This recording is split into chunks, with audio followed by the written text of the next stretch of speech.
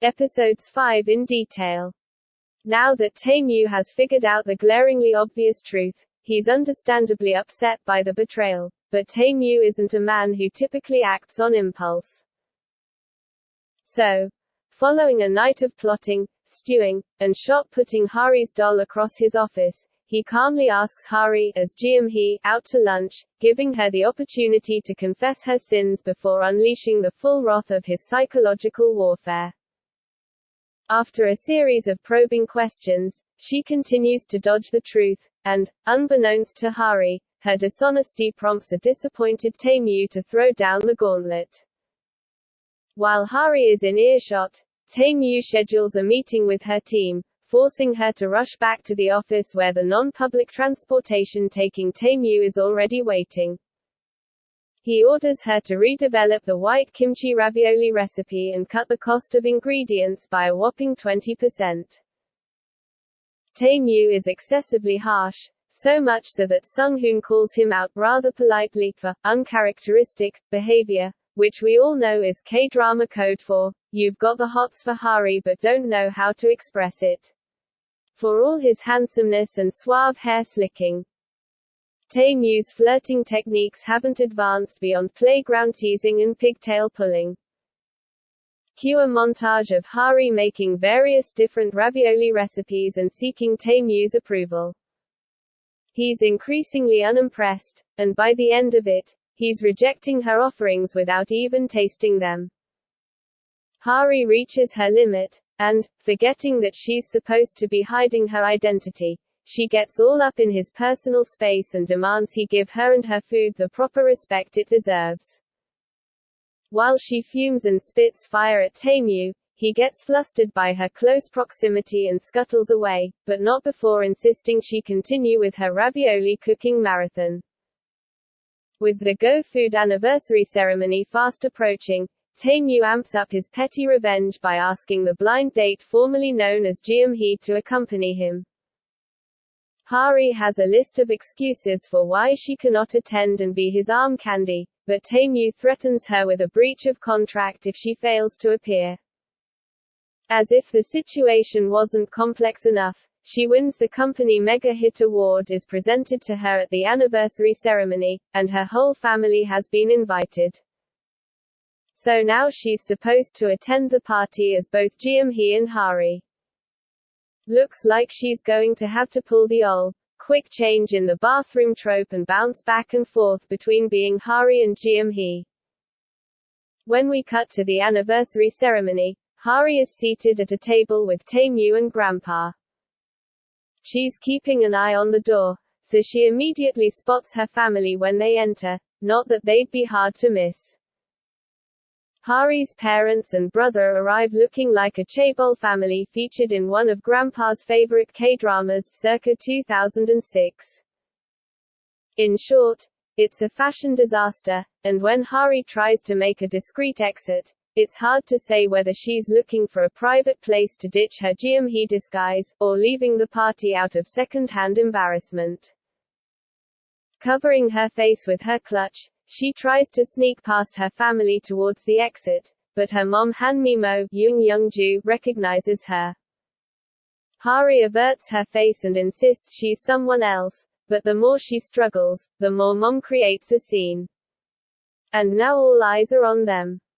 And things just keep getting worse. And oh my god, is she about to get caught? Exclamation mark. No. Wait. It's all a dream. Or more like a nightmare, one that doesn't end when Hari wakes up. She opens her eyes and finds Tae-Yu looming over her, living up to his nickname, like a giant extinct bird of prey. He acts all peeved to have caught her sleeping on the job, but when she burns her hand on a pot, he instinctively reacts and has to stop himself from comforting her. It's little moments like this that have me squeeing into pillows like a 12-year-old girl.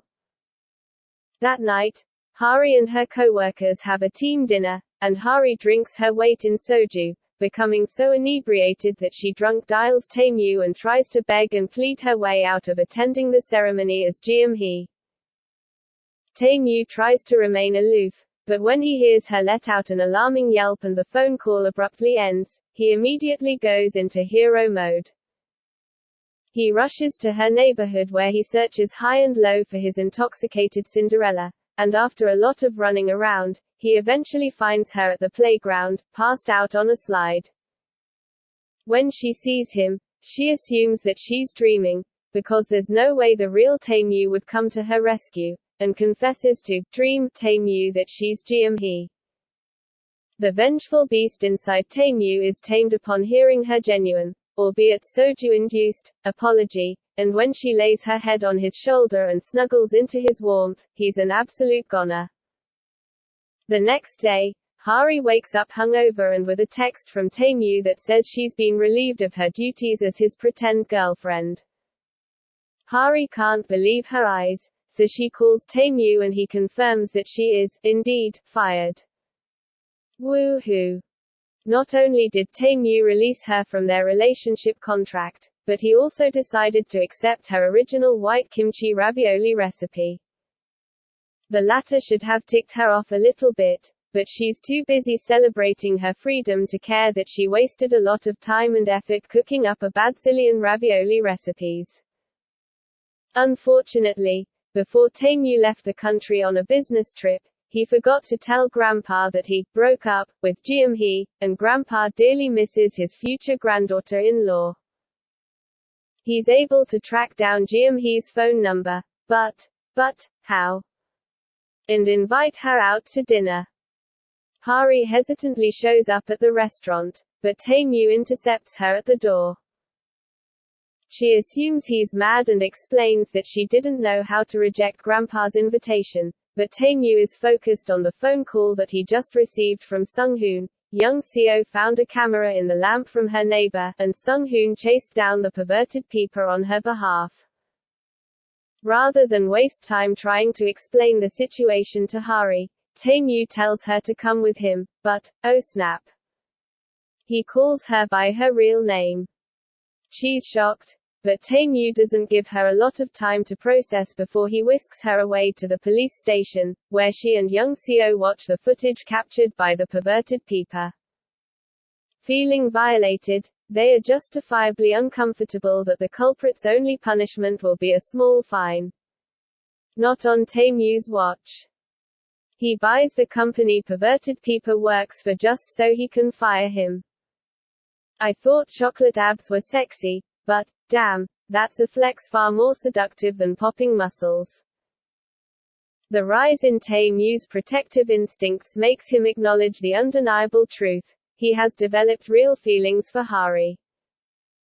And now that he's acknowledged his crush, he decides to go all out and dive right into the deep end by planning an elaborate confession. Except his plan backfires. Hari is completely unaware of Taemu's budding affection, so when he asks to meet for a private one-on-one after work, she assumes he's about to fire her. Before he can give her the axe, or confess he wants to date her, she hands him her resignation letter and a presentation detailing all her professional accomplishments. She says he can either fire her and lose one of his best employees, or keep her and utilize her skills. Taemu is flustered by her obliviousness. Did she not see the cake and string quartet, or did she think they were part of an elaborate firing ceremony? But he says he will consider her business proposal. Instead, all he can think about is his failed dating proposal. Unable to see past his own ego, Taemu cannot understand why she doesn't have romantic feelings for him. So Sung-hoon spells it out for him. She still hasn't healed from her crush on Min-woo and needs more time before she can open up to someone else. Plus, you know, you're her scary boss. Sung-hoon concludes his TED Talk by advising Taemu to create romantic moments that will leave her viewing him as a man, not her employer. That's all in this episode. We'll continue the story in the next video. Hope you like this video. Please subscribe to this channel to get more K-drama stories.